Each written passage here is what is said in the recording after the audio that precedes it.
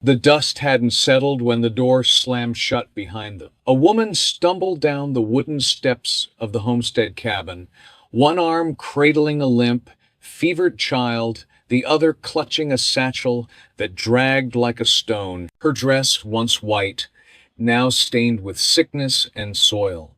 Her face, too pale for the high sun, looked carved from wax.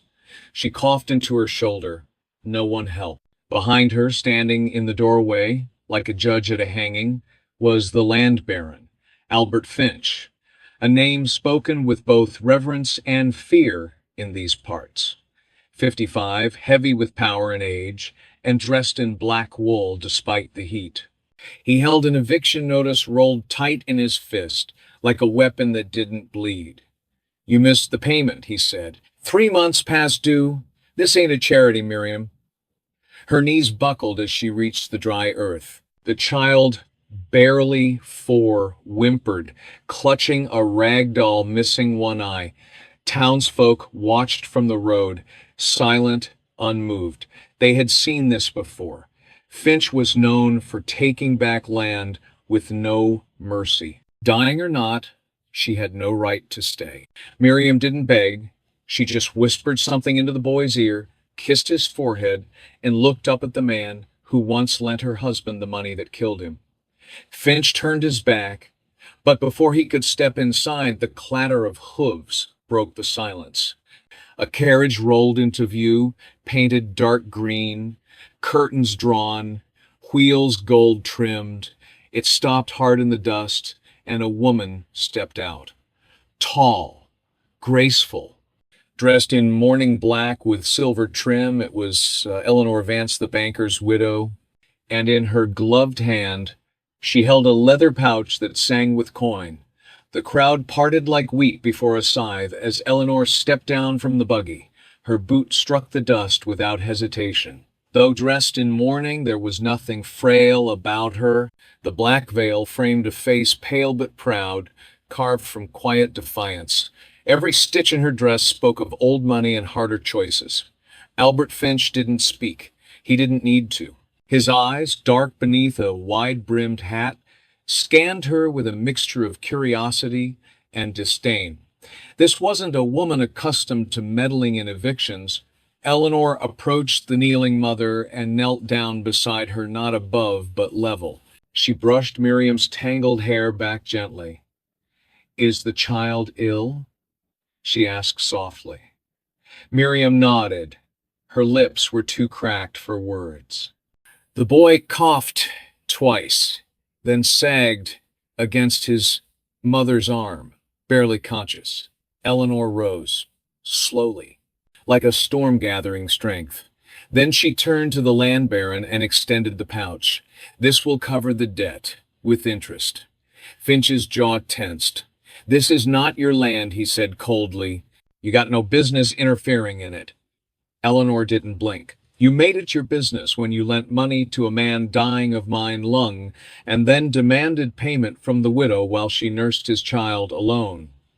Finch sneered. "She signed the deed. Her husband's death wasn't my doing." "No," Eleanor said, "but your hands are red just the same."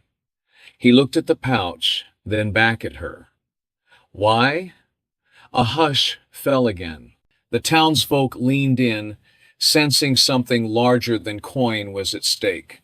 Eleanor's voice dropped to a whisper. "Because I once lost a child too, and no woman should lose land on the same day she might lose her boy." Finch's fingers twitched, like he might refuse the money out of pride, but the weight of eyes watching, judging, held him still. His reputation was built on dominance, not generosity. And here stood a woman threatening both. He snatched the pouch and unrolled the eviction notice. For a moment, it seemed he might still tear it in two, but instead he tucked it into his coat. "The debt's paid," he said, and turned back toward the house. "But next time, don't expect charity." And then he vanished into his doorframe, like a shadow swallowed by its own greed. The next morning, the news spread through town like brushfire in drought. Some called Eleanor brave, others called her foolish. But no one dared say it to her face. Her late husband, Everett Vance, had owned the biggest bank between Red Rock and Carson Ridge, and though his death left the vaults untouched, it had emptied the rooms of her grand estate. Since then, she had been more ghost than widow until yesterday. Now, she walked through town not like a specter, but like a storm returned. At the general store, the blacksmith lowered his hammer mid-swing to tip his hat. The seamstress offered a quiet, "God bless you." Even Sheriff Hollis, who rarely left his office unless summoned, stood from his chair as she passed. But Eleanor didn't stop to acknowledge praise. She had come for medicine. She entered the apothecary, her boots echoing off creaking floorboards. Behind the counter, old Mr. Platt adjusted his spectacles and stammered, "Ma'am, we don't get much quinine these days. The rail's been delayed." Eleanor nodded. "I'll take whatever you have. And bandages, camphor, anything that cools fever." Mr. Platt hesitated. "Is it for the widow Finch evicted?" Eleanor's eyes narrowed. "Does it matter?" He lowered his gaze, then packed a modest sack. Outside, the heat had risen. Horses flicked flies with their tails, the church bell tolled noon, and at the edge of town a group of men gathered beneath the saloon awning, watching, not drinking, not laughing, just watching. They wore vests and dusters. Each bore a small brass pin with the initials A.F. Albert Finch's land agents. When Eleanor passed by, one of them, slim, tall, with a smirk that didn't reach his eyes, stepped into her path. "Lady Vance," he said, "that was a real fine gesture yesterday. Noble even. But you might want to be careful who you stand up for. Makes it seem like you're taking sides." Eleanor stared him down. "I didn't know charity had sides." The man leaned closer. "Around here, everything's got sides, even silence." For a moment, neither moved. Then Eleanor stepped past him, slowly, deliberately. Not in fear, but with the terrifying calm of a woman who'd buried a child and lived to walk through fire. But behind her, the agent's smile widened. He turned to his men and muttered, "Finch ain't gonna let that stand." And in that moment, the winds in Dust Hollow began to shift. By sundown, a quiet dread had settled over the town. Miriam's cabin, once a fading smudge on Finch's ledger, now glowed faintly with lantern light. Eleanor sat beside the boy's cot, spooning bitter tonic into his mouth as sweat pooled at his collar. The child drifted between sleep and fevered shivers. Outside, crickets sang beneath a darkening sky, but inside, the room was heavy with breath and silence. Miriam watched from a stool, her hands clasped as if in prayer. "Why did you come back?" she asked hoarsely. Eleanor didn't answer right away. She dabbed the boy's brow and said, "Because I couldn't stand in my own home knowing you were alone in yours." Then a knock came at the door. Eleanor stood. She opened it slowly, revealing Sheriff Hollis, hat in hand, eyes uneasy. "Evening, ma'am," he said. "Can we speak?" She stepped onto the porch and closed the door behind her. Hollis cleared his throat. "I reckon you know Finch ain't pleased. I don't measure my actions by what pleases men like Finch." He looked out toward the ridge. "He's got papers. Claims the land was improperly deeded. Says the boy's sick because she squatters on county soil. He's petitioning the magistrate for forceful removal." Eleanor folded her arms. "Is there law in that? Enough for a man like him to bend?" She stared at him hard. "Will you carry out that law?" Hollis looked older than his years. "I keep peace, but I can't promise protection if things turn rough. You've stirred the ground, Eleanor. Now everyone's waiting to see what crawls out." The next day, Eleanor returned to town, but not alone. She gathered signatures names from old families, ranch hands, shopkeepers, school teachers. Even the preacher's wife added hers. A petition, handwritten and stitched with hope, calling for Finch's actions to be reviewed, for the land to remain with Miriam until her boy healed. She brought it to the courthouse herself. But when she arrived, the judge's door was locked. A note posted in Finch's handwriting read, "Office closed, justice deferred until debts are paid." Eleanor stared at the ink. Then, without a word, she walked across the dusty square to the only other building open after dark, Finch's saloon. The piano stopped as she entered. Glasses stilled, men froze mid-drink, and in that silence, Eleanor Vance, widow of the bank, stranger to fear, marched toward the table where Albert Finch sat counting chips beneath a gas lamp. She laid the petition down before him.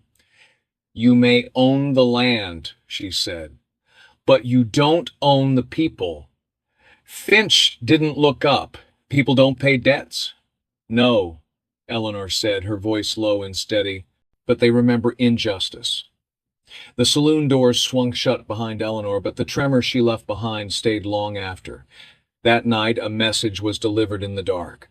Not by letter, not by law, but by flame.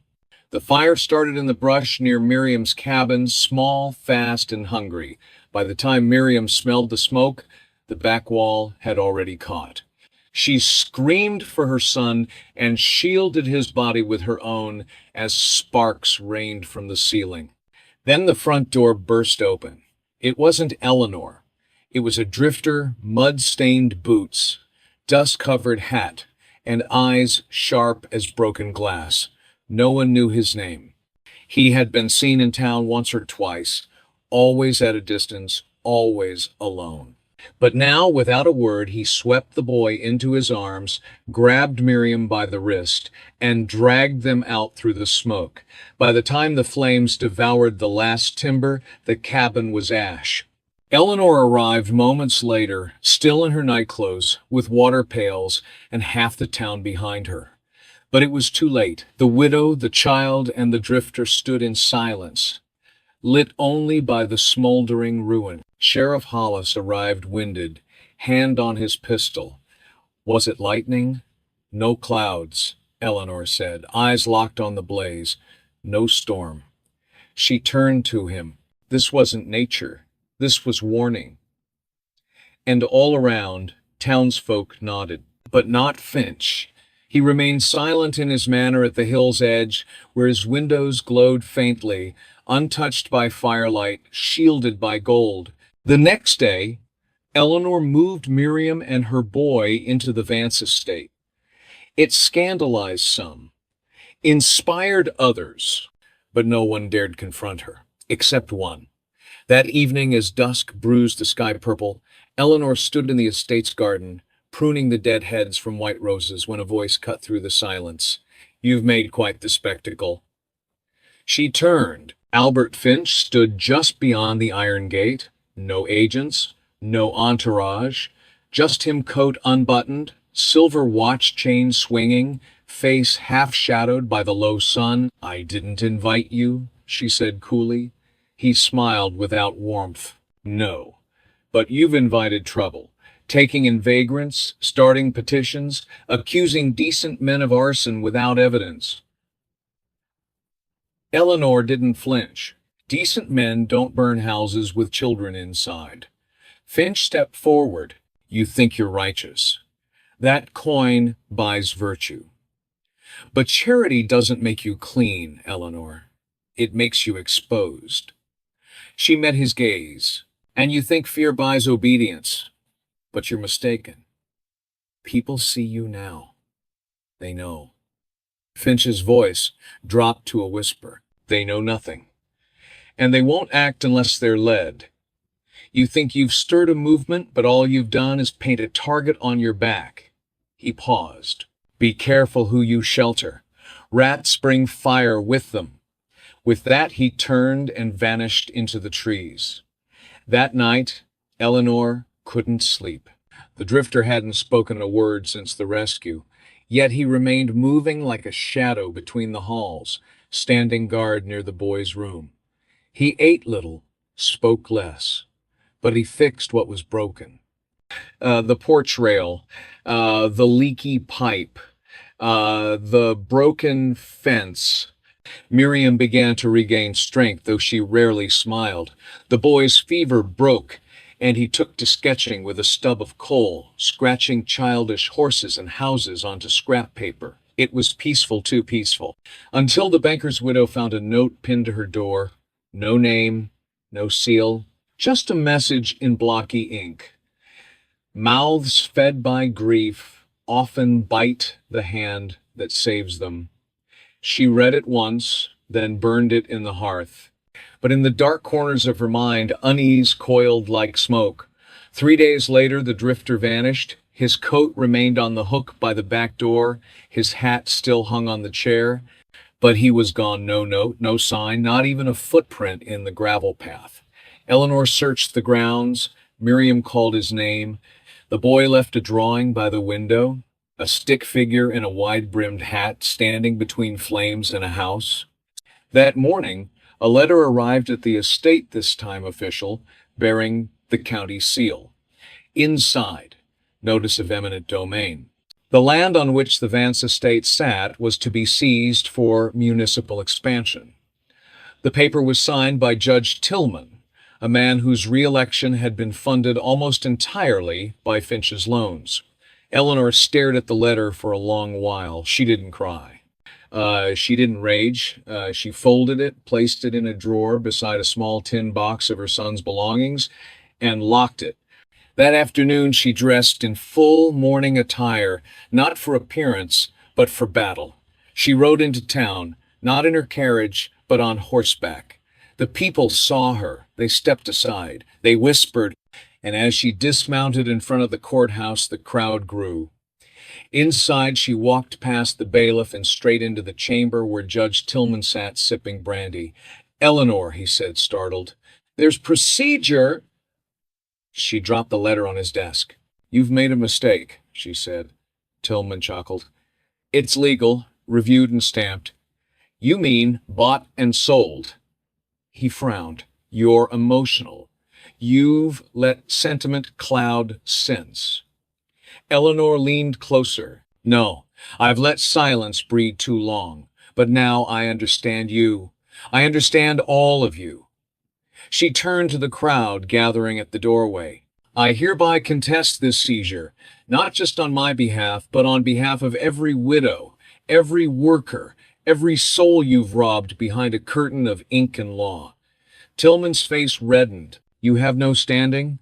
I have witnesses. I have signatures. And I have one thing you don't." "What's that?" She smiled faintly. A town, outside, dozens had gathered, blacksmiths, farmers, schoolteachers, the preacher's wife, the apothecary, even Sheriff Hollis. And standing just behind them near the well, silent as ever, was the drifter, alive, watching, waiting. They said the courthouse steps had never held that many boots before. Eleanor stood at the top, framed by the stone columns, her hands calm at her sides. The town, once scattered by fear and debt, now breathed as one body still, watching, waiting. Behind her, the drifter leaned against the wall, arms crossed. Miriam held her son close. The boy clutched his charcoal drawing of the burning cabin, now smeared by fingerprints and ash. Sheriff Hollis pushed through the crowd and addressed the judge directly. "I'm no lawyer," he said, "but I know wrong when I see it. And this smells foul." Judge Tillman, sweating through his collar, adjusted his glasses. "The law is the law.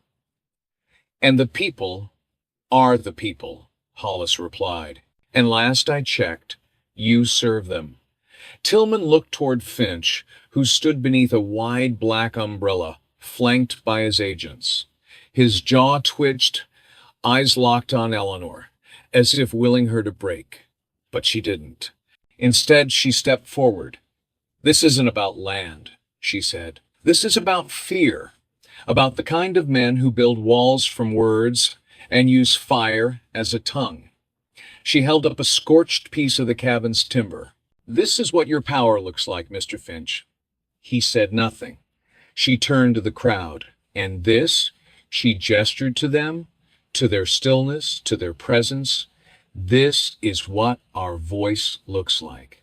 A murmur of agreement rolled through the square. Someone clapped, then another.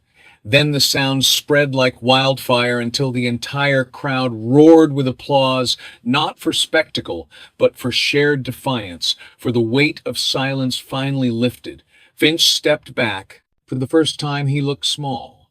Judge Tillman cleared his throat. I'll review the order, perhaps with input from the council. Eleanor nodded once. Do that. But know this, whatever pen you hold now, we'll be holding it with you. She turned and descended the steps, each footfall an echo of all those who had once been too afraid to rise. And when she passed Finch, she didn't look at him. She didn't need to. The people did it for her. In the weeks that followed, Dust Hollow began to change. Not all at once, not with fanfare, but like ice melting under steady sun. The blacksmith repaired the town bell, long silent. The schoolhouse reopened with new desks, donated by hands that once stayed hidden. Even the preacher, long silent on matters of justice, spoke on mercy that Sunday and left a space in the pews for those who had none. Miriam took work at the general store. Her son, now recovering, ran barefoot through the orchard rows behind the Vance estate, chasing crows with a carved stick. He still didn't speak much, but he smiled, and that was enough. Eleanor, for her part, refused praise. When offered thanks, she'd say only, "The door was already open. I just walked through first." But behind that humility lay a watchful eye. She had the estate's locks changed, posted a rider to Carson Ridge for a solicitor, and most importantly, she began hosting Sunday gatherings on her lawn, where townsfolk read aloud from the Newtown Charter, line by line, rewriting the rules they once feared. One afternoon, she found the drifter at the back fence fixing a broken post.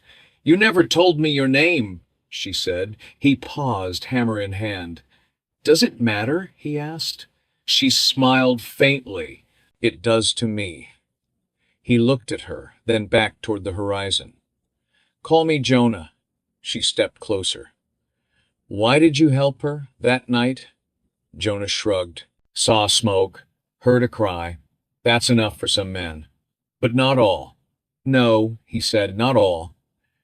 They stood in silence a moment. Then he handed her the hammer and walked off toward the tree line, where a horse waited, saddled and restless. "Where will you go?" she called after him. He didn't turn. "Wherever the fire goes next." He rode off just before sunset, casting a long shadow across the field. Miriam watched him from the porch, holding her son. Eleanor watched too, lips pressed into a quiet line, heart heavier than she'd admit. Some men come to save, others come to remind, and some vanish without asking for either. A letter arrived 1 week later. It bore no return address, just a single word on the front: Miriam. Inside was a folded paper, hand-scrawled in faded pencil. "You owe no one your silence. The fire took what it could. But not all things burn. Some things bloom." Tears welled in her eyes as she read it aloud, her voice trembling through the kitchen. Eleanor stood by the window, watching dust spiral in the sunlight. She didn't ask what it said. She didn't need to. She simply walked over and placed a hand on Miriam's shoulder, then turned back to the garden, where rosebuds had started blooming through the scorched soil. That same day, the town council met officially, this time with chairs, records, and raised hands.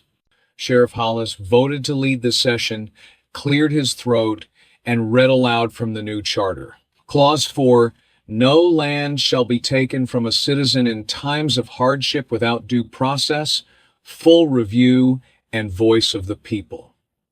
The room nodded. And in that moment, the town became something else, not perfect, not pure, but just.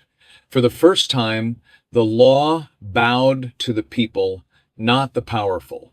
Finch, he never showed. Rumors said he left town the week after Eleanor's speech. Others claimed he'd gone east, seeking new soil to own. But some swore they saw him at the county line, standing alone in the rain, staring back at the hills as if something had slipped through his fingers, something gold couldn't buy back. Eleanor never spoke of him again. She had other things to tend to, like the orchard which bore its first fruit that fall, like the gatherings that grew into festivals, like the boy who one morning ran into the kitchen, breathless with joy, holding up a sketch of a house, a rose, and a horse. And in the corner, a figure with a wide hat walking into the wind, he said his first word that day. "Jonah," Miriam cried. Eleanor smiled, and somewhere beyond the ridges, far from the town now learning how to heal, a quiet rider pressed forward into the dusk, never looking back. There is a kind of silence that wounds. It lives in corners. It stands behind closed doors. It clings to the edges of courtrooms and church pews and supper tables where injustice is known but never named. It is the silence of decent folk looking away. The silence of lawmen bound by habit, the silence of widows too tired to speak, and sometimes most tragically it is the silence of children who learn too early that not every cry brings help. But there is another kind of silence, the kind born not of fear, but of strength. The silence that holds its ground when men shout. The silence that kneels beside the broken without asking questions. The silence that walks into a burning house, not for glory, but because someone had to. Eleanor Vance understood both kinds. She had known grief so deep it left no breath for speech. And yet she rose not with fists or bullets, but with truth wrapped in calm, with coin wrapped in justice, with a spine that would not bend though the wind of power tried to break her. In a world where land was more sacred than life, she remembered something the men had forgotten, that a town is not its deeds or its laws, it is its people. And people remember kindness, they follow courage. Even when it rides in on a borrowed horse, says nothing, and disappears into dusk, Jonah never asked to be thanked, he didn't stay to be praised, but he left something no fire could erase a story. A story of rescue not with guns but with presence, of change not from force but from the stubborn refusal to let cruelty pass unchecked, of how one hand extended in compassion can shift the weight of an entire community. And that perhaps is the truest justice. Not punishment, but awakening, because sometimes all it takes to burn down a house of cruelty is a woman who refuses to look away and a stranger willing to walk through fire for someone he never knew